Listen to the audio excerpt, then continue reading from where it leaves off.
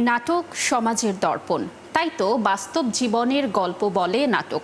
নির্মাতা রাইসুল তমাল সম্প্রতি নির্মাণ করেছেন তেমনই একটি গল্পের নাটক লাল পাতা নীল ফুল। বুধবার নাটকটির দৃশ্য ধারণ হয় উত্তরার একটি শুটিং হাউসে। আরও জানাচ্ছেন সুমনা সুমি। পত্রিকার পাতা থেকে উঠে আসা এক প্রবাসী শ্রমিকের জীবনযুদ্ধ আর আনন্দ বেদনার গল্প নিয়েই নাটক লাল পাতা নীল ফুল। নাটকটি পরিচালনা করেছেন রাইসুল তমাল। প্রবাসীদের নিয়ে আমাদের সাধারণত গল্প হচ্ছে কি হয়, গল্পটা কোনো ভাবনা থেকে আসে, কিন্তু এই গল্পটা হচ্ছে বাস্তব, হচ্ছে গল্প ঘটে যাওয়া গল্প, এবং আমরা গল্পটা হচ্ছে পেয়েছি আপনার পত্রিকা মারফত। নাটকটির গল্প নিয়ে উচ্ছ্বসিত অভিনয় শিল্পীরা। মাদকাসক্ত একজন সুমন, যার চরিত্রটা আমি প্লে করছি, সো এটা এই ধরনের চরিত্র আমি এর আগে কখনো করি না, নিজেকেও এভাবে দেখা হয়নি। সো এটা আমার একটা ফার্স্ট এক্সপিরিয়েন্স হচ্ছে।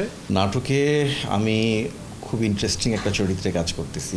এই নাটকটিতে অভিনয় করেছেন এ সময়ের জনপ্রিয় অভিনেত্রী প্রিয়ন্তী উর্বি। এখানে আমি একটা অ্যান্টাগনিস্ট ক্যারেক্টার করছি। সাধারণত সবসময় প্রেমিকা ইউনিভার্সিটিতে যায়, ওর প্রেমিকা, সে প্রেমিকা, এই প্রেম সংক্রান্ত করি। এটা হচ্ছে খুবই ভিন্ন ধর্মের একটা গল্প, প্রেম কম, কিন্তু গল্পটা খুবই ডিফারেন্ট, সুন্দর, তো এই জন্য আলাদা। প্রবাসীদের পারিবারিক জীবন গোছালো নয়, অথচ তাদের পাঠানো রেমিটেন্স দেশের অর্থনীতির চাকা সচল করে, এমনটাই জানালেন অভিনেতা আরশ খান। একজন প্রবাসী যখন দিনের পর দিন হাড়ভাঙা পরিশ্রম করে যায়, ফিরে আসার পরে আসলে সবাই তো গোছানো পরিবারটা পায় না, অনেকে অগোছানো পরিবার পায়। তাদের জীবনটা কেমন হয়, এরকম একটা গল্প।